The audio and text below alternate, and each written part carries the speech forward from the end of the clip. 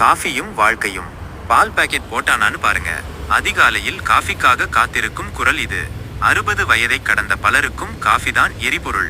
காலை ஒரு முறை, மதியம் 3 மணிக்கு ஒரு முறை என ஒரு வாய் காஃபி உள்ளே போனால்தான் அன்றைய வேலை தொடங்கும். முதல் டிகாக்ஷனில் பிரத்யேகமாக தயாரிக்கப்படும் காஃபிக்கு ஈடு இணை இல்லை. காஃபி போடுவது ஒரு கலை. அளவான சர்க்கரை, மிதமான கசப்பு, குடித்த பிறகும் நாக்கில் தங்கும் சுவை, இதுதான் அதன் தனித்துவம்.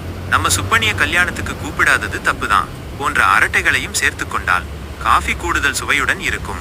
கல்யாணங்களில் காஃபியின் தரம் திருமண உறவையே அசைக்கும் சக்தி கொண்டது. ரயில்வே ஸ்டேஷன்களிலும் 5 நட்சத்திர ஹோட்டல்களிலும் கிடைக்கும் காஃபிகள் தலையெழுத்து காஃபிகள்.